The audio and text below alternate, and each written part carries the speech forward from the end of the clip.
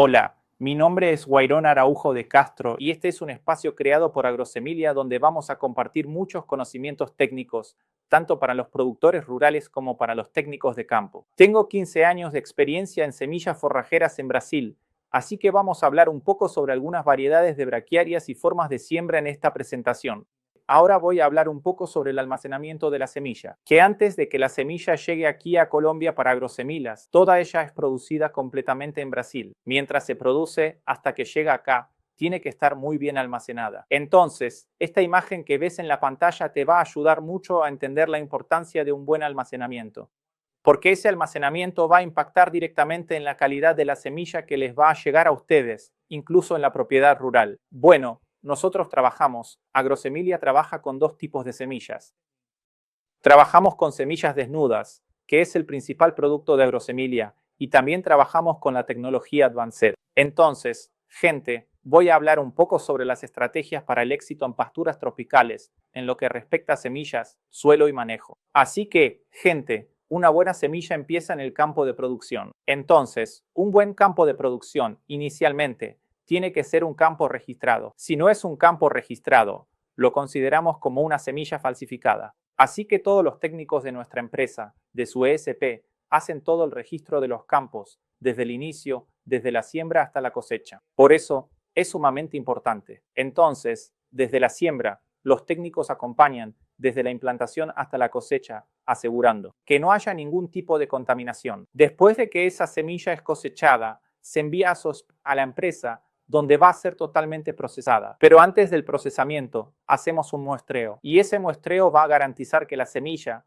efectivamente, mantiene la calidad que tenía en el campo en cuanto a su calidad física y su calidad fisiológica, y también que no haya mezclas con otras variedades. Después de que el laboratorio realiza todos los análisis de la semilla respecto a su humedad, su pureza física y su calidad fisiológica, una vez que todo está en orden, comenzamos con todo el proceso de beneficiado. Lo que hacemos es un proceso muy largo. El primer proceso es la separación por ventilación. En esa separación sacamos todo lo que es más liviano que la semilla. Después hacemos otro proceso de beneficiado que llamamos carta piedra. Sacamos todo lo que es más pesado que la semilla. Y después pasamos por la mesa densimétrica. La mesa densimétrica garantiza una estandarización del peso específico de la semilla. Después de todo el proceso de la mesa densimétrica, ahora hacemos un proceso que es el gran diferencial de la semilla de Grosemilas, que es el separador óptico. Este separador óptico garantiza que la semilla va a tener una alta pureza, una pureza de alrededor del 96%. Con esa pureza vamos a sacar todo lo que tenga un color que no es el estándar de una determinada semilla. Entonces, todo lo que está fuera de ese espectro de color, esta máquina es una máquina muy moderna, importada. Hasta la próxima. Logramos dejar esa semilla con un alto estándar de pureza. Después de este procesamiento con la mesa óptica, que llamamos separador óptico, volvemos a llevar esa semilla al laboratorio y hacemos nuevos análisis. Si esa semilla no sufrió ningún daño durante el proceso de beneficiamiento, después de que esa semilla pasa por un nuevo análisis, guardamos una muestra en un ambiente refrigerado y controlado. Entonces, si la semilla está apta, si está apta según el laboratorio, hacemos todo el ensacado total, tanto de la semilla desnuda como de la semilla con tratamiento Advanced. Y después de que toda la semilla es beneficiada y ensacada, volvemos a hacer un nuevo análisis. Este nuevo análisis después de que la semilla es beneficiada es de suma importancia para garantizar que la semilla no perdió calidad después de ser ensacada. Hacemos como mínimo de 3 a 4 análisis por semilla desde que llega del campo hasta su producción. Bueno, gente, ahora hay una imagen de apoyo. Es sumamente importante que conozcan esta máquina, que es el separador óptico. El separador óptico para cada tipo de semilla, de cultivar diferente, de cumbens, humidicola, marandu, saraes, diccioneura. Para cada cultivar existe un espectro de color para cada tipo de semilla. Entonces, tenemos esto. En el programa de la máquina, entonces, para cada tipo de semilla existe su color estándar. Y cuando vamos a hacer el procesamiento con la mesa óptica, ponemos en la mesa óptica el patrón de color que queremos. Todo lo que está fuera del patrón de color deseado, esa máquina lo puede sacar automáticamente con un chorro de aire comprimido. Va expulsando la semilla hacia afuera. Entonces, eso es, hoy en día, lo más moderno que existe en procesamiento de semillas de pasturas. Agrosemilia lo utiliza para traerlo acá a Colombia. Ahora tengo una imagen de apoyo. Quiero que miren bien la diferencia entre una semilla Tanto del lado izquierdo va a estar una semilla de decumbens y del lado derecho va a estar una semilla de humidícola. Todos esos puntitos negros que ven en esa semilla, el separador óptico logró removerlos. Así que solo conseguimos un alto estándar de pureza con el separador óptico. Bueno, gente, ahora voy a hablar un poco. Me voy a meter un poco en el tema de las braquiarias, principalmente dos tipos de braquiarias que es muy importante que mencionemos acá, que son la braquiaria humidícola y la braquiaria diccionil. Sobre la braquiaria humidícola, gente, es una variedad, es un tipo de forraje, un tipo de pastura que se usa mucho en zonas que generalmente son muy húmedas y quedan un poco anegadas. Quedan ahí anegadas o sumergidas temporalmente por agua. Entonces, es la única variedad hoy en día que tolera un suelo mal drenado, un suelo encharcado. Y es una variedad extremadamente rústica en cuanto a la fertilidad del suelo. Pero pasa lo siguiente, tiene esa ventaja de tolerar suelos mal drenados y también es muy rústica respecto a la fertilidad del suelo. Sin embargo, tiene algunas desventajas. ¿Cuáles son las principales desventajas de la humidícola? Tiene un valor nutricional un poco más bajo comparado con otras braquiarias. ¿Y la diccioneura? La diccioneura, volviendo ahora a hablar sobre la diccioneura, que es otro material, también es una braquiaria humidícola, solo que de otra variedad. La principal diferencia de la dictioneura frente a la humidícola es que no tolera suelos mal drenados, un suelo encharcado. No tolera el agua estancada, no aguanta estar bajo el agua. Sin embargo, tiene la misma rusticidad que la humidícola en cuanto a la fertilidad del suelo. No requiere una alta fertilidad del suelo y tiene una calidad nutricional mucho mejor que la propia humidícola. Entonces, ¿cuál es mi criterio cuando elijo humidícola y cuál es mi criterio cuando elijo diccioneura? Cuando tengo un área que se inunda, que queda bajo agua, recomiendo la humidícola. Cuando es un suelo bien drenado, ahí pongo la diccioneura. Entonces, ahora vamos a hablar un poco sobre la cosecha. Las cosechas. Existen dos tipos de cosecha. Existe la cosecha con máquina mecanizada, donde se hace la cosecha en el racimo de la semilla. Nosotros cosechamos de forma mecanizada. Y otro tipo de cosecha, conocida como cosecha por barrido o cosecha por recolección, que recoge toda la semilla directamente del suelo. Entonces, esto es sumamente importante. Durante el proceso de producción de semillas de braquiaria, principalmente de los pánicos, la semilla, después de madurar en su panícula o en el racimo, cuando empieza a alcanzar su maduración fisiológica, comenzamos el proceso de cosecha. Entonces hacemos todo el corte de esa braquiaria y del pánico tirándolos al suelo. Esperamos entre 5 y 15 días a que termine de madurar en el suelo. Entonces, toda semilla de braquiaria y pánico alcanza su madurez en el suelo. Así que esto es sumamente importante. Cuando está en el racimo o en la panícula, todavía está verde. Cuando cae al suelo, empieza a madurar. Pero hay un detalle, la humidícula no la podemos cosechar del suelo, porque como la humidícula es un material que llamamos, forma estolones, y esos estolones impiden que la máquina coseche por abajo. Entonces tenemos que cosechar esa semilla de forma mecanizada. Así que cuando cosechamos de forma mecanizada,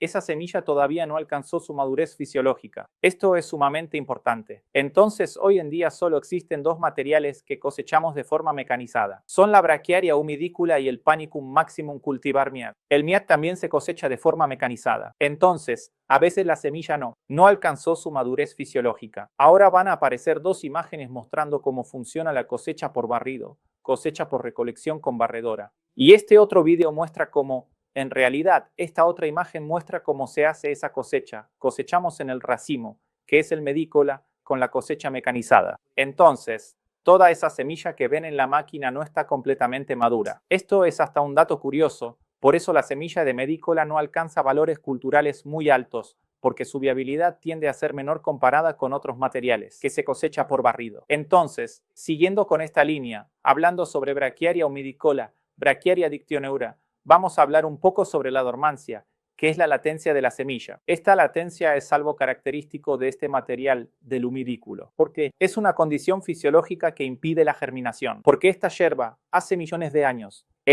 se ha adaptado a tener una latencia lenta. Como esta gramínea se desarrolló en zonas muy húmedas, zonas que forman un nivel freático, era una característica de la semilla. Adoptó esta característica para poder garantizar la perpetuidad de su especie. O sea, va germinando de a poco, porque si germinara todo de una vez, por ejemplo, a veces estaría inundada y no podría desarrollar su germinación. Entonces, es una característica que la semilla desarrolló para poder perpetuar su especie. Hoy en día existen algunas técnicas que se utilizan para romper esa dormancia, esa latencia de la semilla. ¿Y qué usamos nosotros en SOES? Entre varias técnicas que existen está la escarificación física. ¿Qué es la escarificación física? Remueve todo el envoltorio de la semilla, porque ese envoltorio, el tegumento, impide que el agua entre en la semilla. Y cuando hacemos esa escarificación física, facilitamos la entrada de agua y también estimulamos a la semilla a germinar más rápido. Todavía hablando de latencia, y dentro de la latencia, ¿qué es la dormancia? Existen dos tipos de latencia.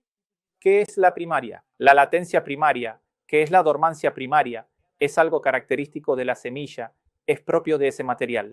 Entonces, ¿cuáles son los materiales que tienen esa dormancia prominente? Generalmente son el midículo, la Dicyoneura, Saraes y Niac. Y también existe la latencia secundaria. Esa latencia secundaria es cuando la semilla sufre algún tipo de estrés, ya sea físico, o por temperatura o por exceso de humedad. Entonces, la secundaria es cuando la semilla sufre algún estrés externo. Hablando de la humirícula, voy a mencionar algunas de las principales latencias. Existe la latencia fisiológica, que se debe a desequilibrios hormonales de la semilla. La latencia morfofisiológica combinada, que es una dormancia, una latencia. Física asociada a la fisiológica, y está la latencia física tegumentaria, que es la principal dormancia que afecta a la humidícula y a la Dicyoneura, que es causada por una barrera física alrededor de la semilla. Y existe la latencia morfológica, que también afecta a la humidícula. ¿Por qué? Porque el embrión de la semilla todavía está inmaduro. Entonces, existen algunos tipos de tratamiento para sortear esta dormancia primaria, y lo que utilizamos es la escarificación física. La latencia está influenciada por factores genéticos, hormonales y ambientales. Entonces, gente, ahora van a ver, hay una imagen de apoyo que muestra el proceso. Después de que la semilla pasa por todo el proceso de beneficiado, pasó por el ventilador, pasó por el separador de piedras,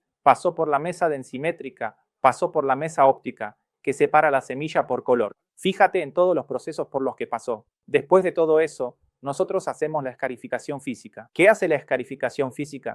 Remueve toda la película que rodea la semilla. Esa película es la que impide la entrada de agua.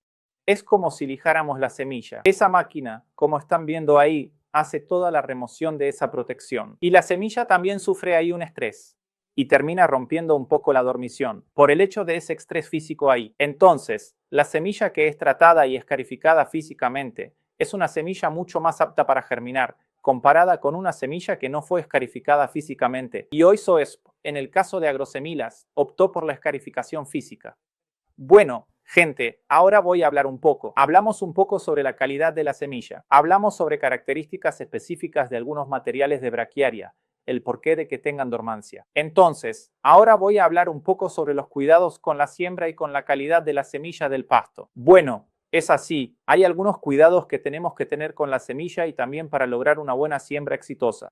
Que siempre, gente, es sumamente importante. Tenemos que exigir la especie más adaptada a mi realidad. Porque es así, de nada sirve mirar vídeos en internet de un productor que está usando un determinado pasto que no tiene nada que ver con mi realidad. Tengo que usar un pasto que realmente se adapte a mi realidad. No es porque le funcionó a un vecino o a alguien en un vídeo de internet de muy lejos que te va a funcionar en tu campo. Entonces, siempre tenemos que, esto es muy importante, tenemos que estar muy alineados con lo que está pasando, con el técnico que atiende nuestro campo, porque nuestro técnico entiende la realidad. Así que tenemos que tener cuidado de seguir al pie de la letra la recomendación del técnico. Para que el resultado sea exitoso también, tenemos que exigir una semilla de alta calidad. No podemos resignar la calidad de la semilla, porque pensando en la formación de un pasto, la semilla es uno de los insumos más baratos y no podemos elegir comprar la semilla solamente por el precio. Eso está completamente mal. Eso es sumamente equivocado. Entonces, la semilla va a garantizar el éxito o el fracaso de tu implantación. Otro factor importante es la correcta preparación del suelo.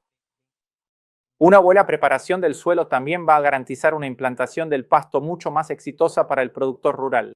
La época de siembra también es sumamente importante.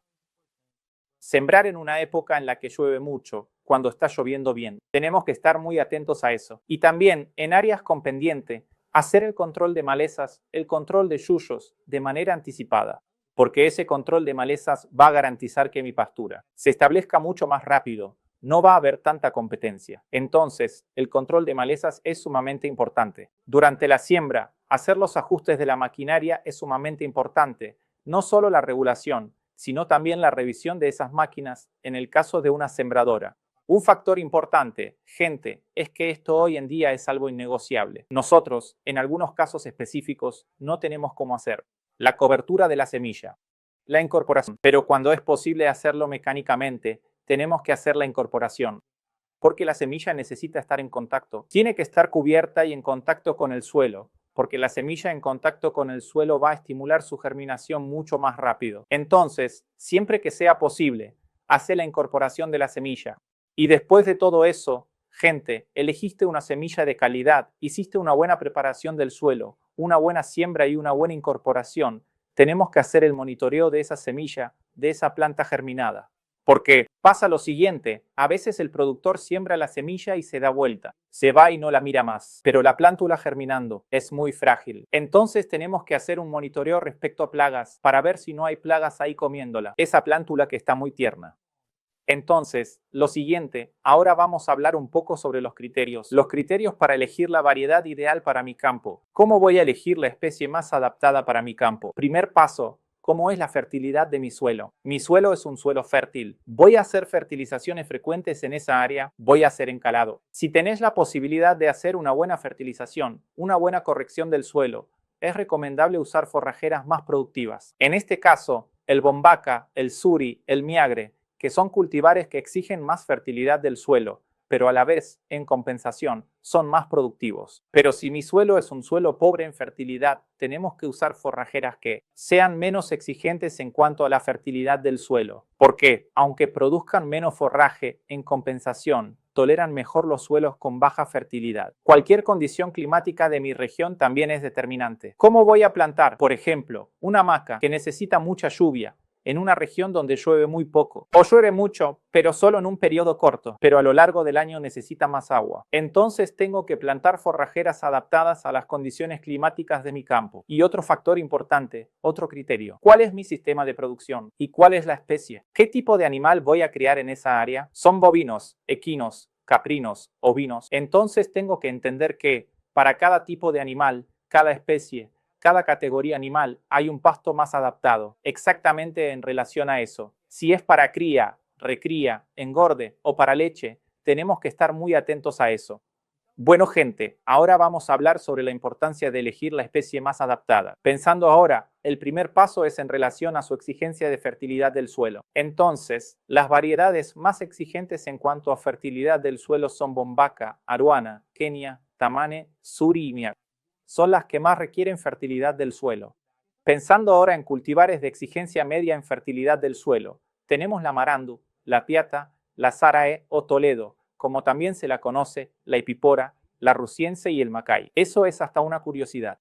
El macay es el único panicum maximum que es de exigencia media en fertilidad del suelo. Entonces, se parece más a las braquiarias en cuanto a exigencia. Ahora, con respecto a las menos exigentes en fertilidad del suelo están ahí. Ahí están la decumens, que es extremadamente rústica en cuanto a fertilidad del suelo, el mirícula y la erisioneura, o también conocida como la neira. Ahora vamos a hablar sobre las cultivares más adaptadas a la sequía. ¿Cuáles son las cultivares que recomendamos? Las más adaptadas a la sequía serían la decumens y la payaguás, humirícula y erisioneura.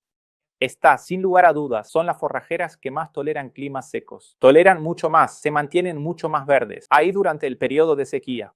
Ahora, las forrajeras con adaptación media a la sequía son el marandu, el piata, el zaraes, el macay, el ipipora y la rusicina. Ahora, las cultivares que no toleran la sequía, que son los primeros pastos que se secan durante el periodo de sequía, son el mombaca, el miag, el suri, la aruana, el kenia y el tamane. Todavía hablando sobre el criterio de elección, también tengo que estar atento a su tolerancia a suelos mal drenados, suelos que se encharcan, que, sin lugar a dudas, las más adaptadas serían la humidícula de Tioneura.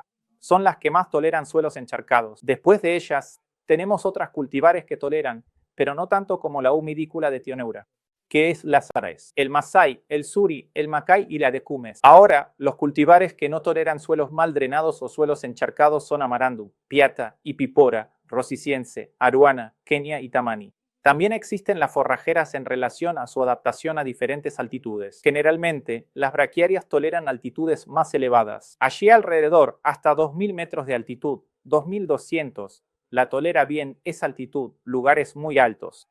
Pero ya los pánicos máximos, que son otras especies, como el mombasa, el suri, el miak, tamani, maasai, aruana y kenia son pastos que no toleran altitudes por encima de los 2000 metros. Así que tenemos que estar muy atentos a eso. Porque cuanto más alto, más frío es, pero tiende a ser más frío. Entonces, las braquiarias toleran un poco más el frío en comparación con los pánicos máximos. Bueno, ahora hablamos sobre los criterios de elección de las forrajeras en relación a su exigencia, su altitud, su adaptación a suelos mal drenados o no. Vamos a hablar un poco sobre la preparación del suelo. Y en la preparación del suelo, vamos a hablar un poco sobre las propiedades físicas del suelo. Entonces, mira, un suelo inadecuado afecta su germinación y el establecimiento de un nuevo pasto.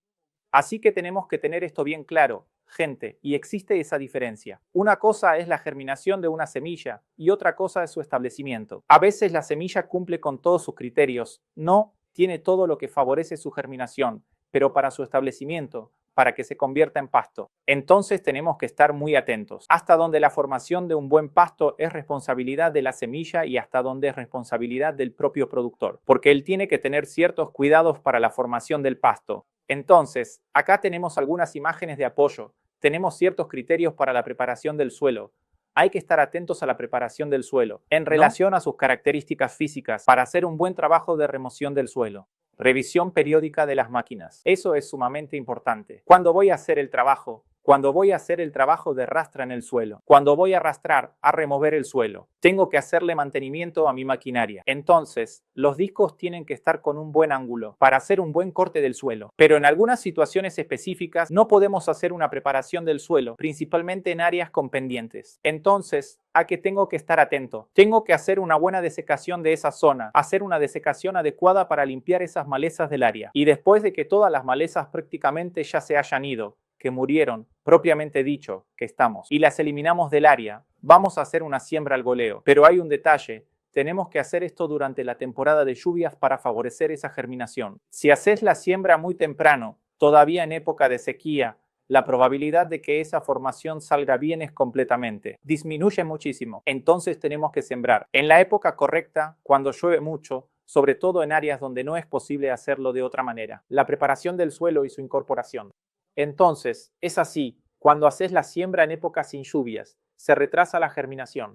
Y esa semilla que queda ahí expuesta, queda ahí recibiendo, indirectamente o directamente, el sol sobre la semilla, sin incorporación, va perdiendo calidad. ¿Y qué es lo que tenemos que hacer entonces? Cuando a veces sembramos la semilla fuera del periodo de lluvias, o sea, antes de que empiece la lluvia, que no es lo correcto, tenemos que ajustar la tasa de siembra. Tenemos que aumentar la cantidad de semilla para asegurarnos de que, en ese proceso, cuando sembramos antes, perdemos un poco de la calidad de la semilla, porque la semilla viene con buena calidad, pero cuando queda totalmente expuesta, no existe ningún organismo vivo que pueda sobrevivir en condiciones que no le son favorables, aunque sea una semilla de alta calidad. Si llega ahí y no está en la condición ideal de incorporación, entonces tenemos que aumentar la tasa de siembra.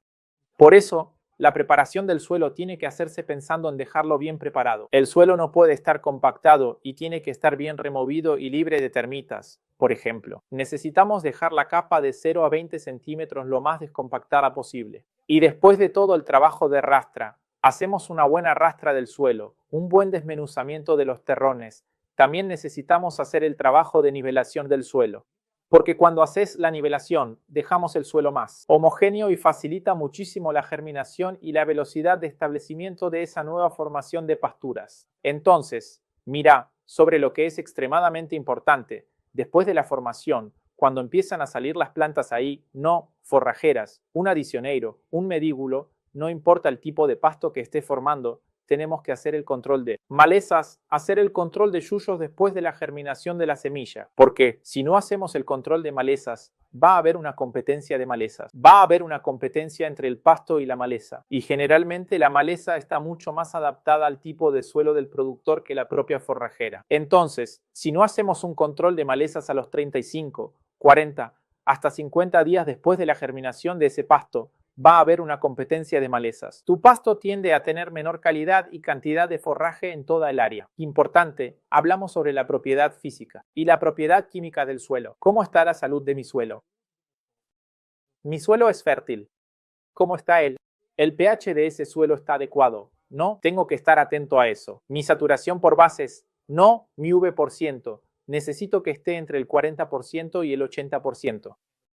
Necesito garantizar, favorecer, no que mi suelo tenga una buena saturación de bases, que es la capacidad que tiene el suelo de tener nutrientes favorables para él. Sobre la cal, que es el encalado, tenemos que hacer una buena enmienda calcárea, aplicarla calorías, porque eso va a favorecer que aumentemos la saturación por bases en esa zona del suelo. El yeso agrícola es solamente un acondicionador del suelo. El último fertilizante, el último correctivo que usamos es el yeso. Solo vamos a usar yeso cuando todo esté perfecto, cuando mi saturación por bases esté perfecta. Cuando mi capa de fertilidad del suelo, de 0 a 20 centímetros, está todo bien, mis niveles de fósforo, potasio, está todo en orden, ok. Entonces ahora sí vamos a usar yeso agrícola. Y también siempre hay que tener los niveles de fósforo y potasio adecuados. El fósforo, sobre todo, lo recomendamos de acuerdo al nivel de arcilla del suelo. Cuanto más arcilloso es el suelo, más fósforo tengo que poner. Y de potasio tengo que poner alrededor de 80 miligramos por decímetro cúbico. De K2O, que sería el potasio elemental. Entonces ahora vamos a hablar un poco sobre la siembra. Para una buena siembra, tenemos que prestar atención al siguiente aspecto. Primero, tenemos que regular la máquina adecuadamente. Tenemos que regular la máquina, hacerle una revisión, porque una buena regulación y una buena revisión previa de la máquina va a garantizar una buena distribución de la semilla. Entonces, no podés dejar tu máquina parada 1 año, 2 años, 3 años, y cuando llegue el momento de sembrar, simplemente agarrar esa máquina y usarla. Tenemos que agarrar esa máquina previamente, antes de la siembra,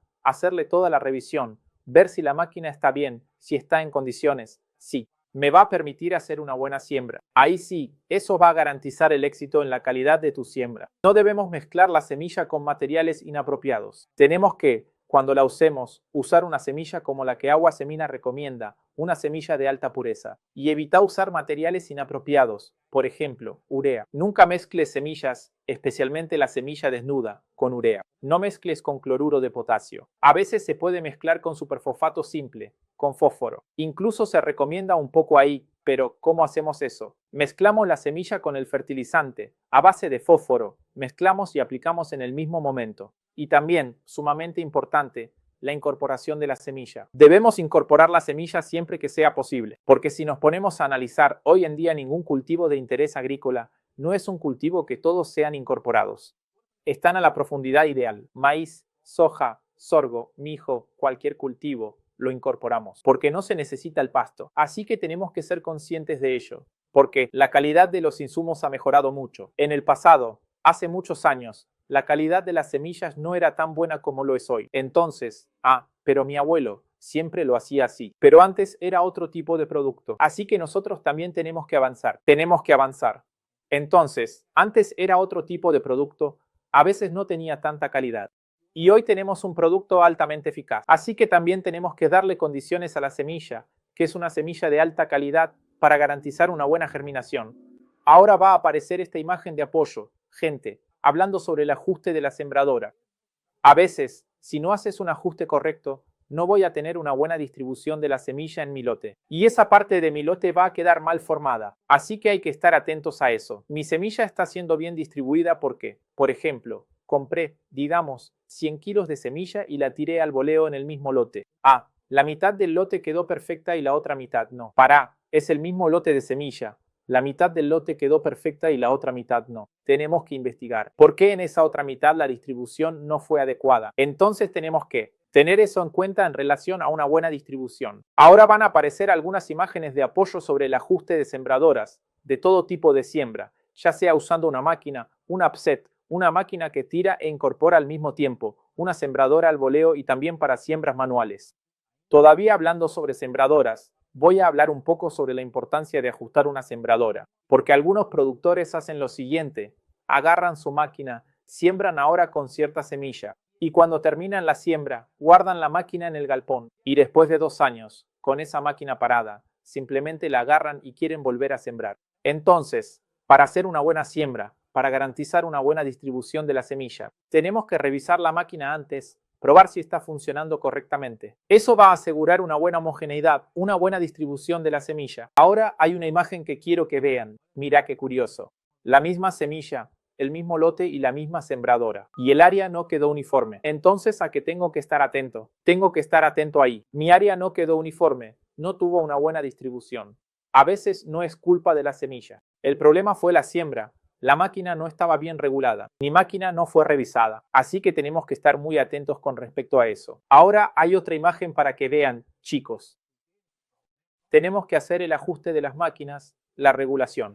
Y no solo las mecanizadas. También esas máquinas manuales para hacer la siembra. Tenemos que ajustarlas correctamente. Así que ahora tenemos algo sumamente importante. Quiero que miren este vídeo, lo que es una siembra adecuada. Cuando utilizas una buena máquina, una máquina bien regulada, y la incorporas bien, es prácticamente imposible que no tengas éxito en la formación de la pastura.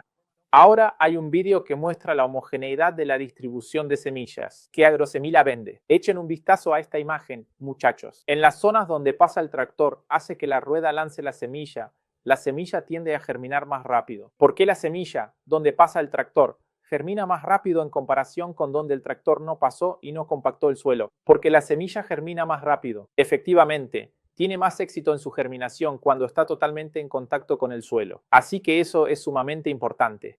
Otro factor acá, todavía hablando sobre la profundidad de la siembra, tengo que ver lo siguiente. En áreas donde no incorporo, sin incorporación, mi germinación es mucho más lenta, porque la semilla sufre mucho más con las altas temperaturas y gasta mucha más energía para generar raíz, para garantizar su germinación y establecimiento. En cambio, en áreas donde hacemos una buena incorporación, la germinación es mucho mejor y la uniformidad del stand de formación es mucho mayor comparado con un área que no está incorporada.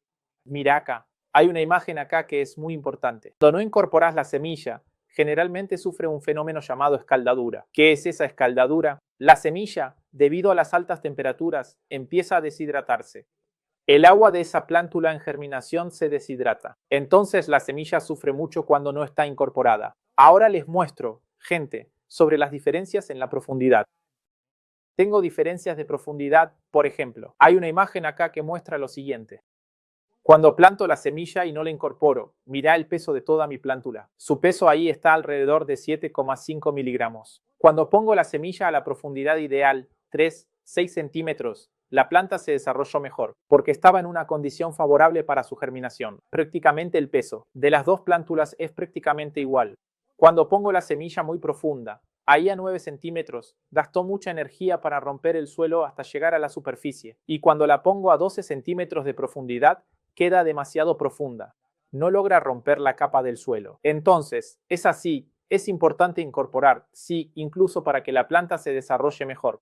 Bueno, pero ahí dice que entre 3 o 6 centímetros no hay diferencia. En pruebas, en laboratorio no hubo diferencia, pero cuando es en el campo, recomendamos incorporar las braquiarias a 3 centímetros y los pánicos a 2 centímetros. ¿Por qué? Si le decís al productor que puede incorporar hasta 6 centímetros, la probabilidad de que se equivoque y la ponga más profunda es aún mayor. Entonces, trabajemos con el margen de error.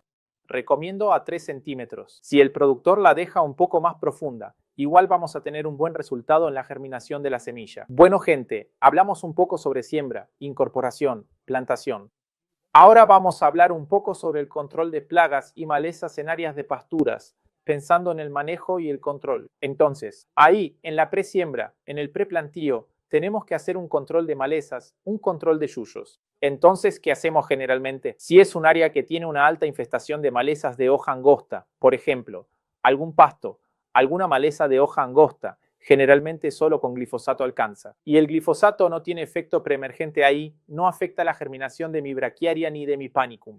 Entonces ahí puedo aplicar solamente glifosato. Ahora, en áreas que son mixtas, que tienen muchas malezas de hoja angosta y muchas malezas de hoja ancha, tengo que combinar dos herbicidas. Generalmente uso glifosato más 2,4-D. Es un ejemplo. La molécula comercial. Es posible hacer esa combinación porque a veces ni siquiera el glifosato solo logra un buen control de las malezas de hoja ancha. Y también hay algunos casos específicos. Si hay algunas plantas de difícil control, plantas un poco más duras, plantas arbustivas, puedo usar ahí algunos herbicidas adicionales. Puedo usar herbicida a base de triclopir combinado con glifosato y 2,4-D. Puedo usar metsulfurón metílico combinado con glifosato y 2,4-D, o incluso a veces las 4 moléculas. Depende del desafío del área. Cuanto mayor es el desafío del área, más desafiante es. Tengo que hacer un control más intensivo, usar más herbicidas para dejar el área totalmente limpia y así poder sembrar de manera más exitosa. Entonces, para hacer un buen control químico, Tengo que tener criterios claros para tomar buenas decisiones. Ahí tengo que observar las condiciones de mi maleza. ¿Cómo está la condición de las hojas? ¿Tiene hojas? Porque todos los herbicidas, la mayoría, se absorben a través de las hojas. Entonces, si mi maleza no tiene hojas, ¿cómo voy a aplicar un herbicida? Tengo que estar muy atento a eso. Si no, prácticamente voy a tirar el herbicida a la basura. ¿Cómo está la condición del herbicida? ¿Cómo está la condición foliar de esa planta? Está en condición de hoja. De acuerdo. ¿Cuál es el porcentaje? ¿Cuál es la tasa de infestación de plantas en mi zona? Esto es extremadamente importante, porque esto me permite ser más preciso al recomendar qué herbicida usar para limpiar el área. Presiembra del área. Y también tengo que tener cuidado con mi método de aplicación. ¿Será tractorizado? ¿Será aplicación aérea? ¿Será manual? Tengo que estar atento. Y también en relación al producto y la dosis correcta a utilizar. Y siempre respetando los criterios que recomienda el técnico. Y hay un detalle muy importante también, gente. Hablamos mucho sobre la dosis del producto y los parámetros para la aplicación. Hay algunos parámetros que tengo que seguir. Por ejemplo, la temperatura. Temperaturas por encima de 30 grados Celsius. La eficiencia de mi herbicida es menor. ¿Por qué es menor? Las plantas cierran los estomas. Tienden a absorber menos herbicida cuando están a alta temperatura. Entonces tengo que estar atento. Con temperaturas altas es mejor que para la aplicación. Hacer la aplicación en los momentos más frescos del día. La humedad del aire también es sumamente importante. La humedad tiene que estar por debajo del 60%. Poco viento. El viento tiene que estar entre 2 y 10 kilómetros por hora. No puede haber mucho viento, porque si hay mucho viento al momento de aplicar el herbicida, va a haber deriva, puede irse al campo del vecino y causarte un problema. Y ni hablar de la pérdida del producto específico que estás aplicando. Entonces, la velocidad del viento al momento de la aplicación es sumamente importante. Y también hacer la aplicación para el control de estas malezas una hora antes de la lluvia o una hora después de la lluvia. Porque si hay mucha agua sobre mi planta, cuando cae el herbicida, se disuelve demasiado, pierde la concentración. Y si aplico el herbicida ahora y llueve dentro de 50 minutos, todo ese herbicida se va a lavar. Por eso recomendamos ese intervalo para la aplicación, o una hora antes de la lluvia o una hora después de la lluvia. También, ahora hablando de monitoreo, monitorear ahí mi área de formación. Bien, hice una buena siembra. Tengo que chequear cómo está mi número de plantas por metro cuadrado.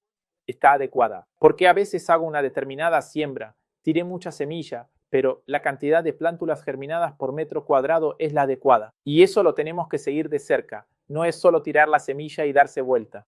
También en cuanto al monitoreo de ataques, de plagas. Eso es sumamente importante. Tenemos que monitorear. Porque, como dije antes, no sirve de nada preparar el área y después darse vuelta.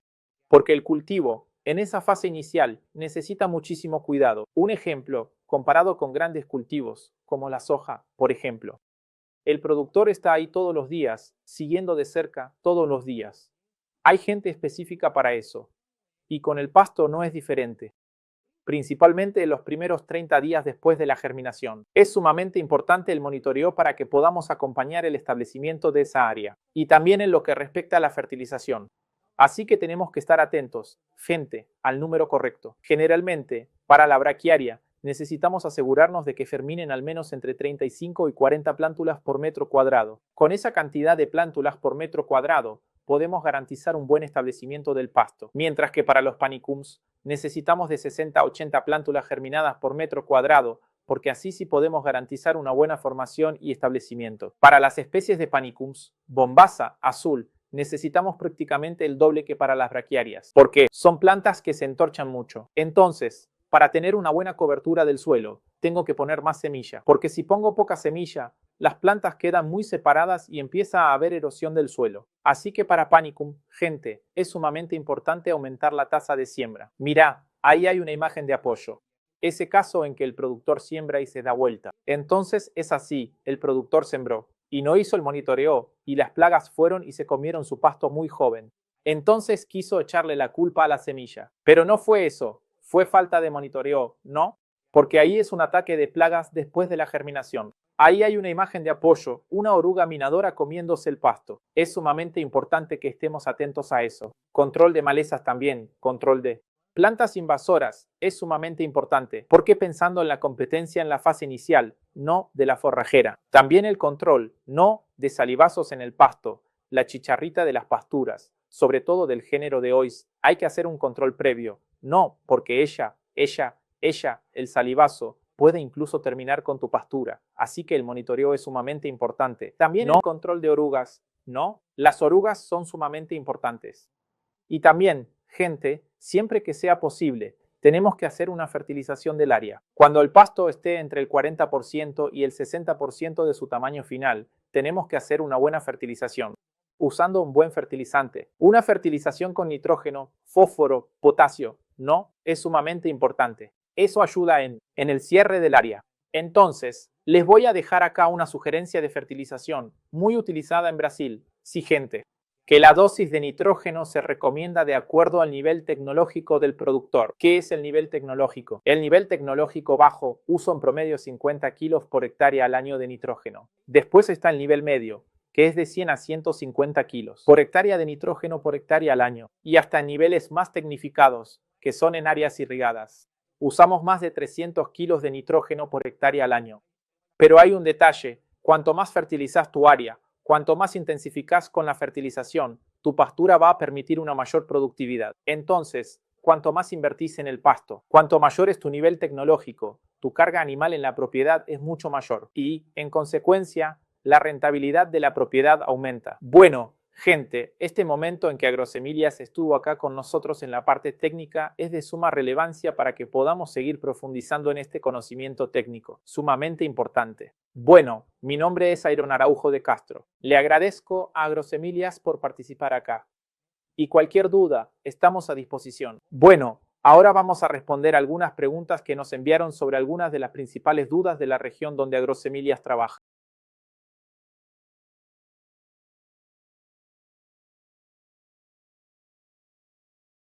La empresa socia que tiene Grosimil acompaña todo el proceso, desde la implantación del campo de producción hasta la llegada acá. Y todo eso, todo ese proceso, la trazabilidad, tenemos toda esa información a mano. Y hoy, nuestra empresa Trabajamos, que es una empresa que viene de Brasil, que exporta a toda América Latina, exporta a todo el continente africano y también empezó a exportar a Europa. Entonces, una empresa que tiene ese nivel de tecnicidad, que logra exportar a tantos países, no puede hacer eso si no tiene una buena trazabilidad. Y la empresa sigue todos los estándares de exigencia, nacionales e internacionales para la exportación de semillas forrajeras. Por eso esto le da una gran garantía al productor, toda esa calidad de la semilla al final y también pensando en su trazabilidad. Todos los lotes de productos que se comercializan aquí en Grosimila, podemos saber con precisión quién fue el productor que los sembró en Brasil y además podemos hacer toda su trazabilidad completa, sin mencionar todos los estándares que seguimos, de acuerdo con el Ministerio de Agricultura de Brasil y también algunos organismos certificadores,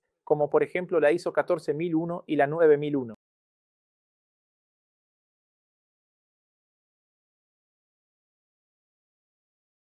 Cuando usamos una semilla de alto valor cultural, eso garantiza que nuestro pasto va a tener una longevidad mucho mayor. Si usas una semilla que tiene bajo valor cultural, que suele tener esa semilla, la semilla de bajo valor cultural generalmente tiene muchas impurezas, y esas impurezas pueden traer contaminantes a tu campo. Entonces, cuando usas una semilla de alto valor cultural, ¿qué significa eso? Vas a tener un pasto mucho más duradero en tu campo. Por ejemplo, en Brasil hay pasturas que duran 30, 40, 50 años cuando usas una semilla de calidad, cuando haces todo de manera adecuada. Entonces, cuando usas una semilla con valor cultural inferior, tenemos que estar atentos porque no siempre. Esa semilla va a entregar, de hecho, solo semillas en la bolsa, mientras que la semilla con alto valor cultural te garantiza altas purezas, pureza alrededor del 96% y una alta viabilidad. Y eso le asegura al productor una buena producción e incluso rentabilidad en su área de producción de pasto y también de ganado.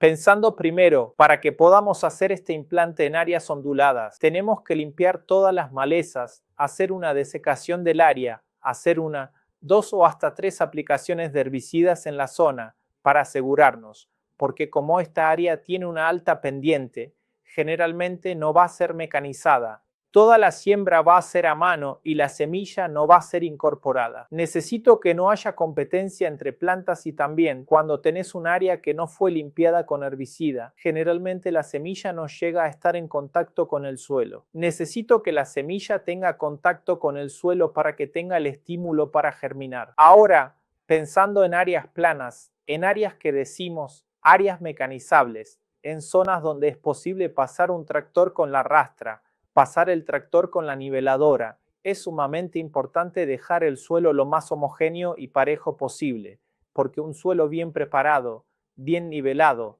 mejora muchísimo la germinación de la semilla, igual que en otros cultivos. Así que necesitamos garantizar un suelo totalmente preparado.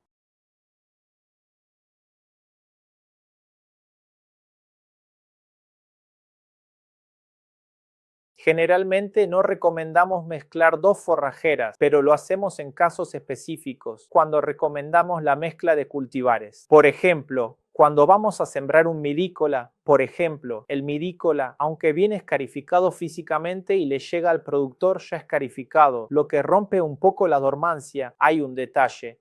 La semilla germina un poco más rápido, pero tanto el mirícola como la diccioneura tienen una lentitud en el establecimiento, tardan mucho en cubrir todo el suelo. Entonces, como es un material que tarda en cerrar el suelo, para que te des una idea, cuando formas un área solo con mirícola solo, vas a tener esa área completamente cerrada en 1 año o 1 año y medio, o sea, tarda mucho. Entonces, ¿qué hacemos para sortear esa lentitud en la germinación del mirícola y la diccioneura? Mezclamos otros cultivares juntos para tener un pasto rápido y después el mirícola y la diccioneura van tomando el control. Así que, básicamente, recomendamos la mezcla en esa situación cuando vamos a sembrar mirícola o diccioneura. Ahora, en pasturas, en potreros, por ejemplo, con ganado lechero, donde uso la suasure, no hace falta mezclar. Pero en algunos casos específicos, dependiendo de la necesidad,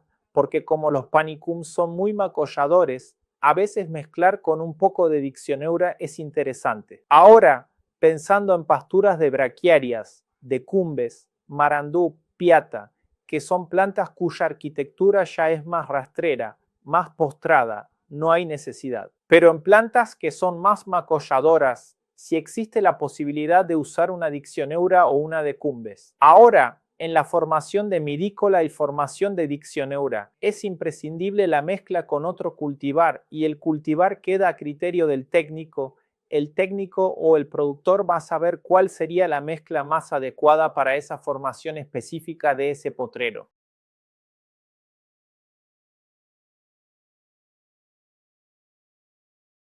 Sí, eso es muy interesante.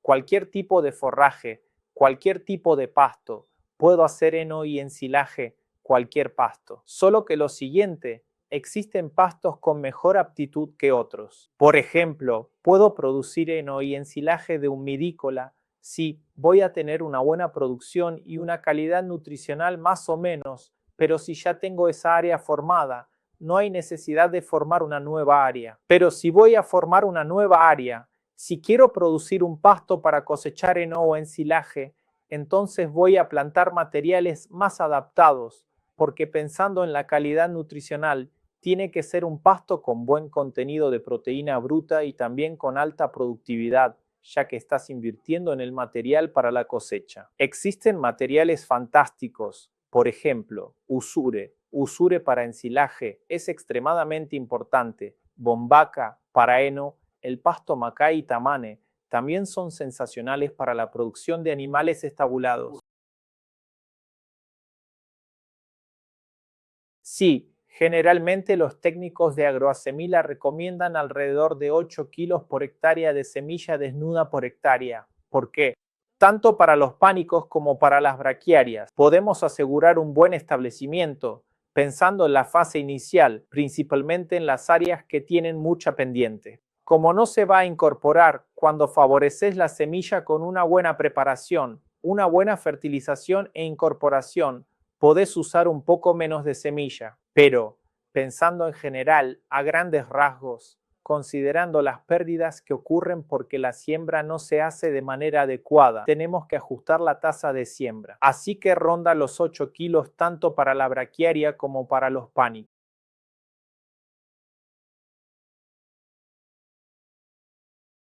Sí, generalmente para las braquiarias y los pánicos se forman entre 45 y 90 días. Normalmente es así para las braquiarias y los pánicos. Y para la humidícola y tioneira, de 90 a 150 días, porque la humidícola es más lenta. Bien, pero ¿cuál es mi criterio? ¿Cómo voy a saber si ya puedo meter el ganado o no? Porque lo siguiente, la velocidad con la que crece el pasto está totalmente ligada a su condición, a la condición del área, si llovió bien, si el área es fértil, si todo fue favorable, ese pasto crece más rápido. Ahora, si sembré un pasto donde no llueve bien, donde la fertilidad es baja, ese pasto tarda más en formarse. Entonces, no está bien decir, puedo meter el ganado a los 45 días, no puedo meterlo a los 90.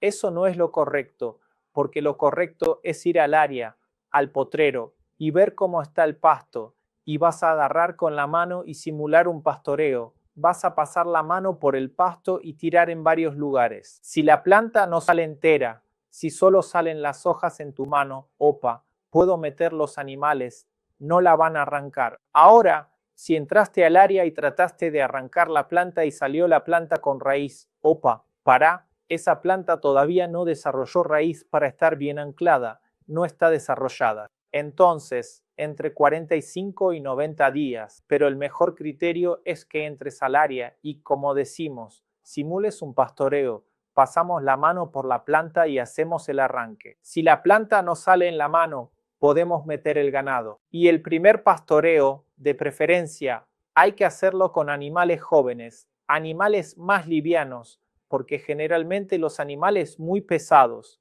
como los toros y las vacas, la fuerza de la mordida es mucho mayor, así que entramos con animales más jóvenes.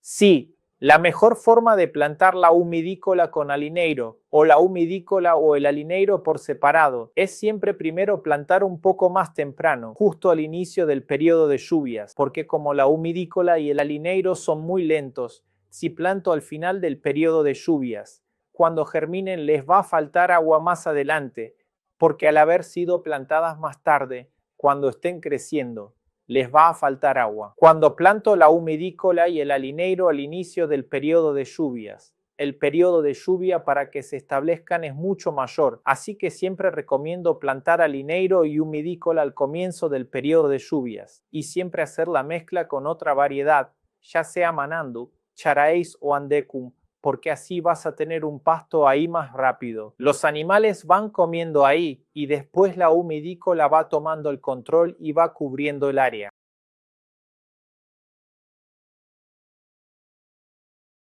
Sí, comparando la semilla desnuda, semilla pelada, con la semilla adyuvante de alto estándar es una semilla tratada con dos fungicidas, un insecticida, grafito y polímero. Cuando la semilla se cosecha por barrido, termina contaminándose un poco con hongos. Entonces, cuando tratamos esa semilla con fungicida, garantizamos que la semilla les va a llegar a ustedes al campo libre de hongos y eso ayuda muchísimo en el establecimiento final. Y sin hablar del tratamiento exclusivo de ventajas que logramos con eso, garantizar una buena siembra, homogeneidad en la formación y podemos plantar de varias maneras, de forma mecánica, siembra aérea, siembra con drones, siembra con avión y de otras formas. Y sin dejar de mencionar también el beneficio del insecticida, que ayuda principalmente en la etapa en la que protege la semilla antes de la germinación, pensando en las hormigas.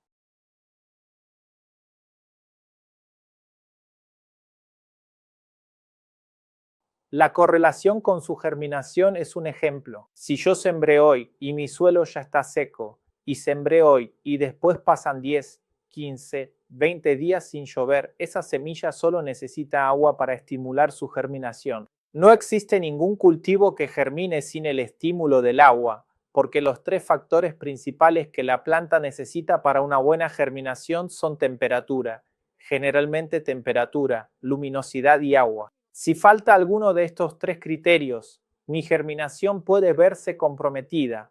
Puede pasar lo siguiente: tengo alta temperatura junto con buena luminosidad, pero faltó agua. La semilla solo va a germinar cuando llueva adecuadamente. Pará, airó, en mi zona hace frío, pero tengo luz y tengo agua, pero está frío. Entonces la semilla también va a tardar un poco más. Entonces, tenemos que tener en cuenta que la germinación de verdad se cuenta desde el día que llovió.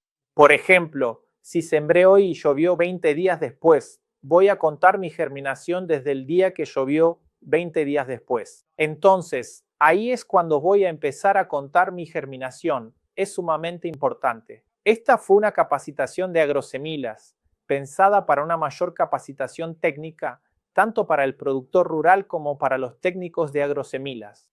Esto va a garantizar una alta rentabilidad, tanto para el productor pensando en carne como en leche. Muchas gracias.